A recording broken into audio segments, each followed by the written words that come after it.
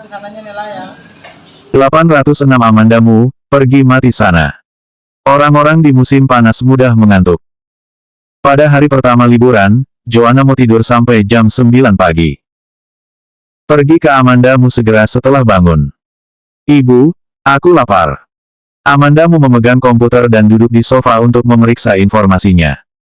Hanya berpikir bahwa Joanna mau akan bangun kapan saja, dia sengaja duduk di ruang tamu.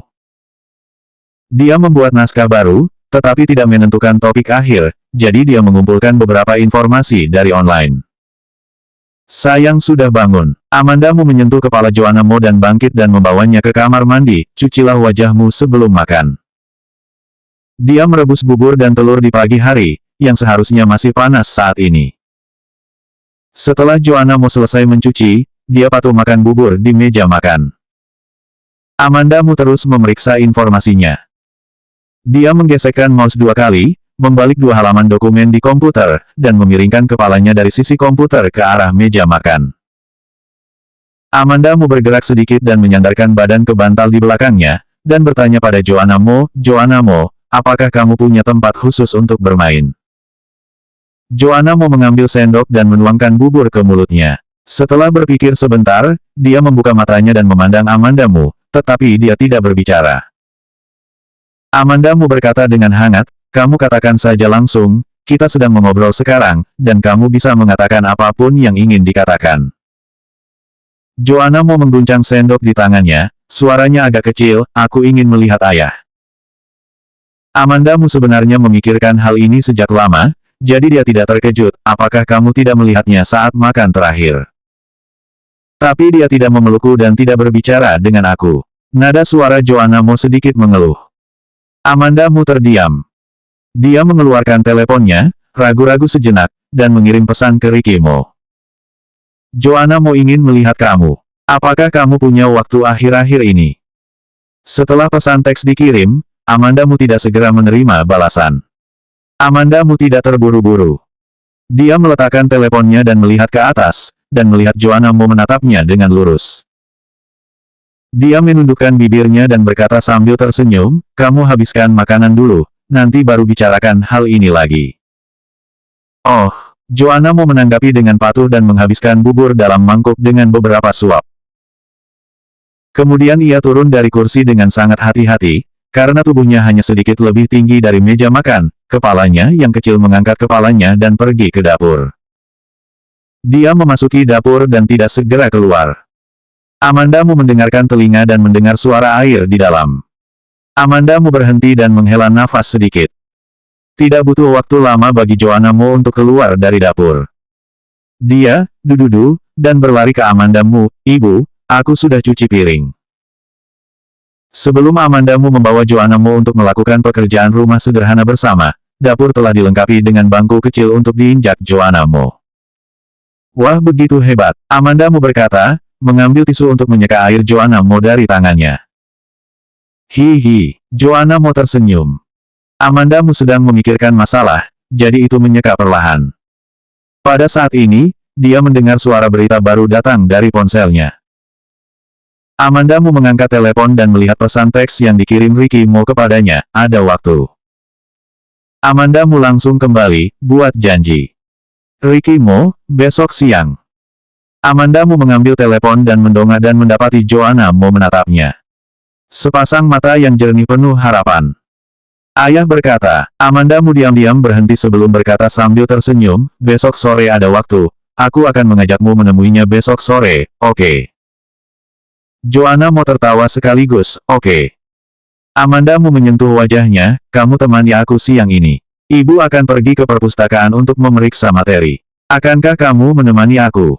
Oke, Joanna Mo mengangguk seperti sama cepatnya menumbuk bawang putih. Amandamu sedikit cemberut pada skandal Ricky Mo baru-baru ini di online. Untungnya, identitas Joanna Mo belum terungkap. Tidak ada yang tahu bahwa Ricky Mo memiliki seorang putri. Sebelum Ricky Mo kehilangan ingatannya, seseorang telah mengambil foto Ricky Mo, Magi Su dan Joanna Mo yang bepergian bersama. Tetapi pada akhirnya, itu tidak dipublikasi lagi. Jika identitas dan foto Joanna Mo terungkap, Joanna Mo juga akan terpengaruh oleh urusan Ricky Mo. Saat sore hari, Amanda Mu membawa Joanna Mo ke perpustakaan. Ini bukan akhir pekan, beberapa sekolah belum liburan, dan tidak banyak orang di perpustakaan. Amanda Mu membawa Joanna Mo untuk menemukan buku yang dia butuhkan, dan menemukan beberapa buku komik untuk Joanna Mo, dan menemukan tempat untuk duduk. Joanna Mo tidak mengganggunya, menatap buku komik itu dengan tenang. Efisiensi kerja Amanda Mu juga jauh lebih cepat. Ibu dan putrinya menghabiskan sore di perpustakaan, dan pergi dekat makan malam. Rencana awal Amanda Mu adalah pergi ke supermarket untuk membeli sesuatu dan memasak di rumah. Tapi Joanna Mo mengatakan dia lapar, dan Amanda Mu membawanya keluar untuk mencari restoran untuk makan. Karena lokasinya, tidak banyak orang di restoran. Sepatu hak tinggi tiba-tiba terdengar di belakangnya, di lingkungan yang sepi, sepertinya agak keras. Amanda Mu membeku di dalam hatinya dan berbalik dengan tajam, menghadap sepasang mata ganas. Magisu lagi. Di musim panas, tidak ada wanita yang tidak suka menjadi cantik ataupun tidak suka pakai gaun. Tapi Magisu, yang selalu memperhatikan berpakaian, sebenarnya mengenakan celana panjang, topi dan topeng, dan membawa tas. Seluruh orang tampak menakutkan dan aneh. Hanya Amanda Mu yang terlalu akrab dengannya, jadi dia mengenali Magisu sekilas. Amanda Mu merasakan apa yang akan dilakukan Magisu dan berteriak, "Pelayan!" Restoran ini agak besar. Sebelumnya demi ketenangan, Amanda Mu sengaja memilih lokasi sudut P. Pelayan menerima tamu lain di sisi lain dan bahkan tidak memperhatikan suara Amanda Mu. Amanda Mu buru-buru berbalik dan berkata kepada Joanna Mo, "Joanna Mo jangan takut." Joanna Mo mengangguk dan duduk dengan patuh dengan bibir tertutup. Amanda Mu memandang Joanna Mo lagi dan bangkit dan berjalan menuju Magisu. Saat berjalan, dia terus memperhatikan tas Magisu. Dia memperhatikan bahwa Magisu merogoh tasnya. Saat berikutnya, suara serak Magisu terdengar, "Amanda Mu, pergi mati sana." Magisu jelas memiliki pisau belati di tangannya. Untungnya, Amanda Mu sudah siap dan tidak ditusuk oleh Magisu. Amanda Mu menghindari belati yang dia tikam dan membalikkan meja kecil kosong di sebelahnya dengan sangat rapi. Pelayan datang dan mendengar apa yang terjadi. Magisu melihat bahwa tidak ada penikaman, dan dia melambai ke arah Amanda Mu dengan belati lagi. Amanda Mu merespons dengan cepat dan meraih tangannya dengan erat setelah melarikan diri. Di belakangnya terdengar suara gugup Joanna Mo, "Ibu." Amanda Mu membagi geraknya, dan Magisu berusaha melepaskan diri, menggaruk bahunya. Amanda Mu tidak peduli tentang rasa sakit dan bergulat dengan Magisu, berbalik dan berteriak pada pelayan konyol, "Bawa putriku pergi, panggil polisi." Pelayan itu baru bereaksi, dan berlari untuk menahan Joanna Mo. Manajer berlari dengan pelayan lain dan ingin menahan Magisu. 807 Siapa yang sebenarnya ingin membunuh Magisu? Magisu kali ini memutuskan untuk membunuhnya, dan ingin membunuh Amanda Mu di tempat. Kekuatannya luar biasa, dan baik pelayan maupun pelayan menahan Magisu, dan salah satu dari mereka tergores olehnya. Joanna Mo telah dibawa pergi oleh pelayan dan Amanda Mu tidak perlu khawatir. Dia juga berlatih, dan dia tidak buruk dalam hal responsif. Dia dan Magisu bergulat lagi. Ini memberi pelayan kesempatan untuk menahan Magisu. Pada akhirnya, Magisu ditekan ke tanah oleh 3 pelayan dan diikat dengan tali. Ada kekacauan di restoran. Dalam kekacauan itu, Amanda Mu juga tidak peduli dengan mereka yang mengambil gambar atau merekam video. Setelah melihat bahwa Magisu tenang, dia pergi ke Joanna Mo. Mata Joanna Mo merah, tampaknya ketakutan. "Ibu, kamu terluka." Joanna Mo menunjuk ke bahu Magisu dan berkata sambil menangis. Pakaian di musim panas sangat tipis, belati Magisu juga sangat tajam, dan setengah dari bahu Amanda Mu telah direndam dalam darah. Manajer datang dengan keringat dan buru-buru berkata kepada Amanda Mu, "Nona, kami bawa kamu ke rumah sakit untuk membalut luka." Hal seperti itu terjadi di restoran, jadi harus menanganinya dengan cermat. Jika penanganannya tidak baik, itu akan berdampak besar pada bisnis restoran, sehingga manajer juga berperilaku sangat hati-hati. Amanda Mu tidak bisa mengemudi karena cedera bahu. Dia juga harus mengambil Joanna Mo dan mengangguk, "Oke." Manajer mengirim Amandamu ke rumah sakit. Sebelum luka-lukanya dibalut, pelayan restoran memanggil manajer, polisi datang, dan perlu wanita itu membuat pernyataan bersama. Amandamu membalut lukanya dan keluar, dan manajer menyambutnya dan berkata dengan cemas, "Nonamu, mungkin nanti akan pergi ke kantor polisi sebentar." "Ya," Amandamu menjawab dan berkata, "tapi aku ingin ganti baju dulu." Dia selesai dan menyentuh kepala Joanna Mo. Ketika Amandamu membalut luka tadi, Joanna Mo mengerutkan kening, menggigit bibirnya dan tidak berbicara. Amandamu menggendong Joanna Mo di tangannya tanpa membiarkan Joanna Mo melihat lukanya. Masih ada banyak darah di pakaian itu, yang akan menakuti Joanna Mo. Manajer itu tentu saja memahami makna Amandamu dan berkata, "Oke, tentu saja." Dalam perjalanan ke kantor polisi, Amandamu membeli sepotong pakaian dan memakainya. Pakaian itu dibayarkan oleh manajer, dan Amandamu tidak memaksanya. Manajer itu tahu bahwa Amandamu adalah orang terkenal, tetapi dia masih takut kalau hati Amandamu tidak senang akan berbicara jelek tentang restoran di internet. Di era ini, pengaruh opini publik online sangat besar. Di kantor polisi yang bertanggung jawab atas kasus itu sudah menunggunya. Polisi pertama-tama mempelajari situasi dasar, dan kemudian berkata, "Nonamu, Magisu mengatakan bahwa kamu telah diam-diam mengirim seseorang untuk membunuhnya, jadi barulah dia marah dan pergi ke restoran untuk melakukan pembunuhan pada kamu. Bagaimana menurutmu tentang masalah ini?" Amandamu sedikit mengernyit, "Aku tidak ada berbuat seperti itu. Setelah pernikahan Magisu dan Ricky Mo hancur, apa yang otaknya ada masalah?" Setelah polisi membuat catatan di kedua sisi, Amandamu melihat Magisu. "Kali ini kamu beruntung." Magisu memandang Amandamu dengan sengit, "Selama aku tidak mati, kamu jangan harap memiliki kehidupan yang baik. Aku belum pernah melihat wanita yang kejam seperti kamu, menghancurkan pernikahan aku, dan ingin benar-benar menghancurkan aku." Amandamu masih tenang, "Aku tidak mengirim seseorang untuk membunuh kamu, kamu terlalu meninggikan aku tidak memiliki kemampuan itu." "Pembohong. Baru-baru ini, ketika aku pulang, seseorang selalu mengikuti aku. Ketika aku menyetir dan menyadari ada masalah dengan rem, itu semua karena kamu yang ingin membunuh aku." Suara Magisu tajam dan keras. Amandamu agak bingung, dan Magisu tidak terlihat berbohong. Tetapi siapa yang akan membunuh Magisu? 808 dilahirkan untuk menjadi terkenal. Sementara Magisu berbicara, dia bergegas menuju Amandamu. Polisi dengan cepat meraih Magisu dan berteriak, "Magisu tenang. Polisi, dia akan membunuh aku, Amandamu, dia akan membunuh aku. Dia pasti telah menginstruksikan dia, dan pernikahan aku juga dihancurkan olehnya. Itu semua dia." Teriak Magisu histeris, emosinya agak sulit dikendalikan, dan dia tampak gila. Setelah polisi melihat situasi, polisi langsung membawanya ke sel tahanan.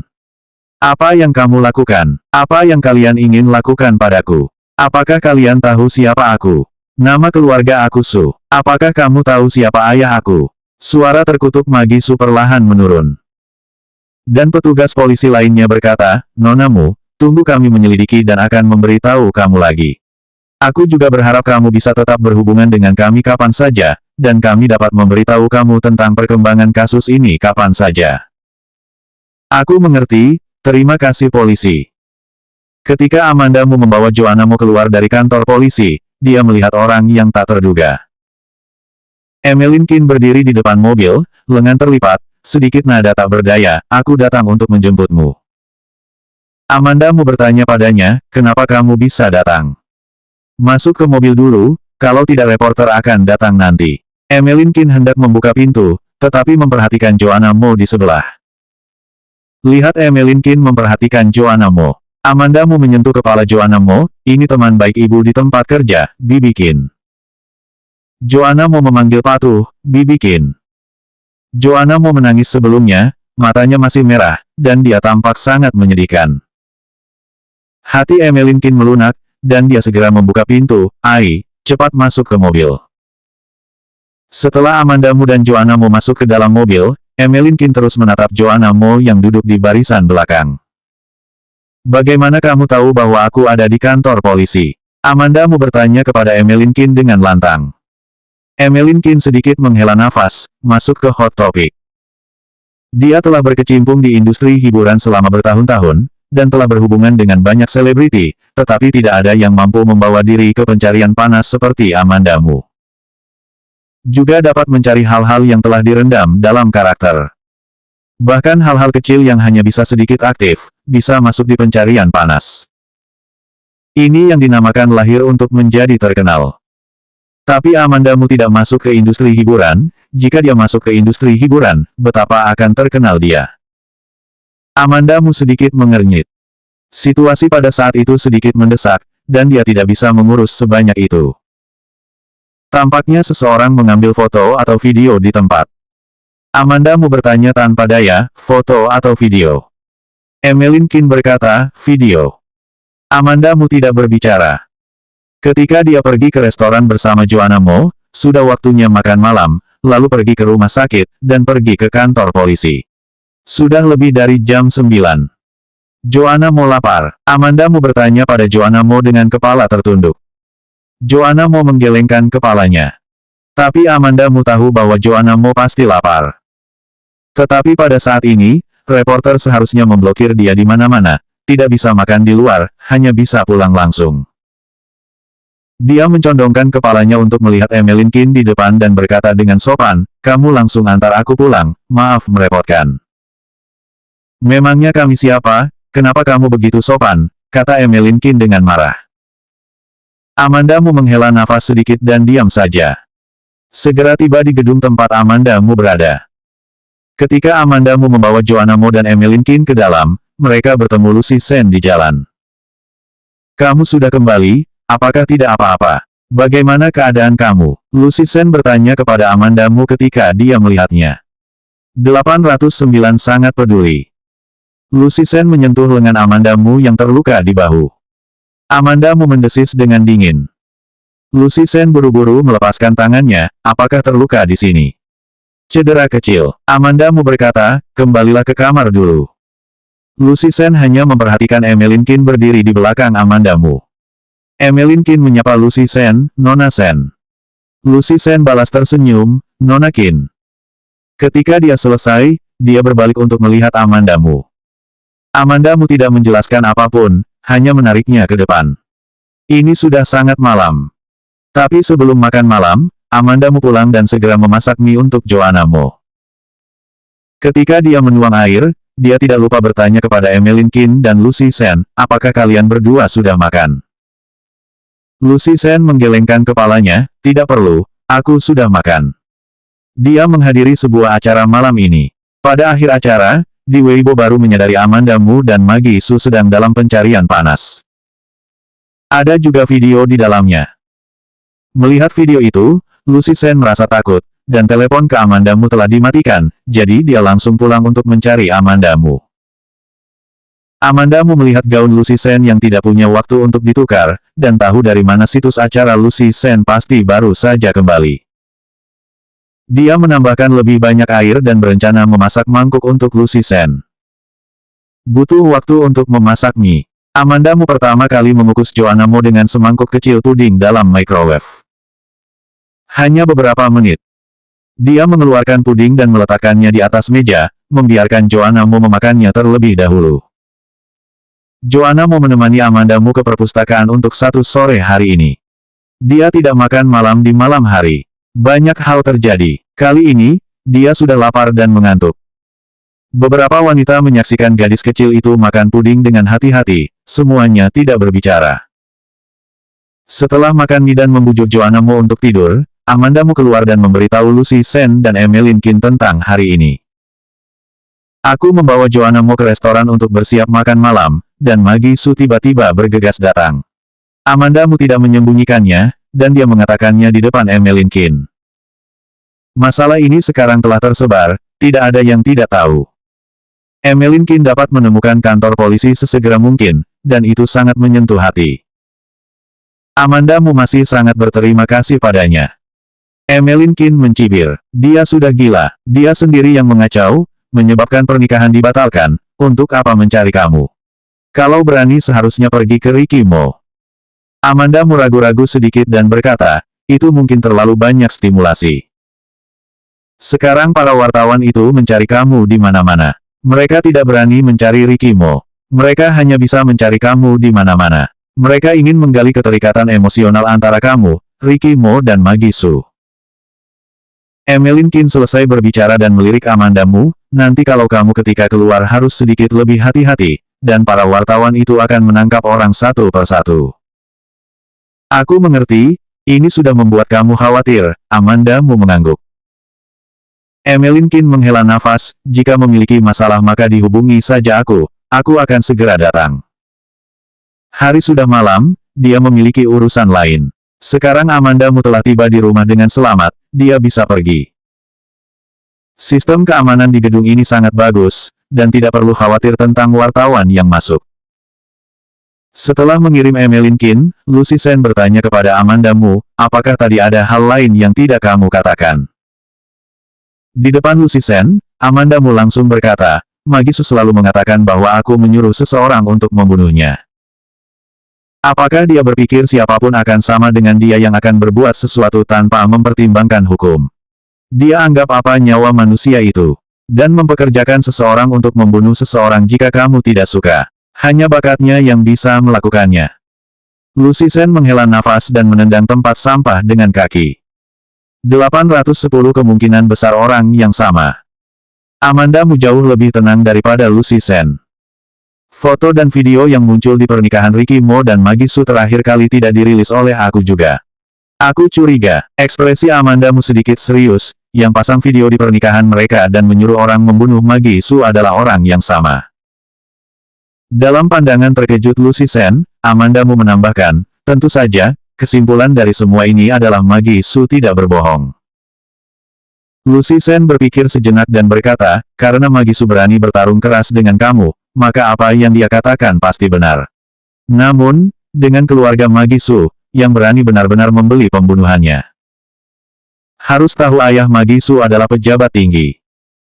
Bahkan jika Magisu kehilangan muka saat pernikahannya dan Ricky Mo, identitas ayahnya ada di sana, dan tidak ada yang bisa berbuat apa-apa dengannya. Amandamu juga berpikir untuk memasang video di pernikahan Ricky Mo. Kemudian, dia berpikir berulang kali, berpikir bahwa tidak berhasil membuat masalah di pernikahan Ricky Mo, dan kemudian barulah mengirim hal-hal itu ke media. Berapa banyak orang yang bisa membuat masalah besar di pernikahan Ricky Mo? Amandamu tenggelam dalam pikirannya. Melihat Amandamu terus berbicara, Lucy Sen bertanya, apa yang kamu pikirkan? Tidak ada, hanya sedikit lelah. Amandamu menguap saat kata-kata itu keluar. Kamu beristirahatlah lebih awal, dan aku akan datang untuk melihat kamu besok. Lucy Sen mengambil tas dan berdiri untuk pergi.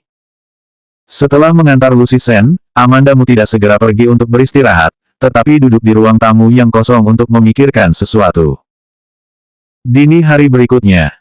Ketika Amandamu turun dan membuang sampah, dia pergi ke pintu komunitas dan mengocoknya. Dari kejauhan, aku melihat seseorang menyelinap di luar komunitas. Tampaknya masih ada wartawan di pintu. Amandamu menarik maskernya, memutar kepalanya ke belakang dengan kepala di bawah. Dia berjalan sedikit dengan cemas dan menabrak seseorang di tengah jalan. Orang yang tertabraknya mengulurkan tangan dan memegang bahunya, memanggil namanya, Amandamu. Amandamu mendongak dan sedikit terkejut, Eriko Xie. Dia belum melihat Eriko Xie akhir-akhir ini. Dia mungkin sedang sibuk memeriksa masalah ayahnya Dodi Xie.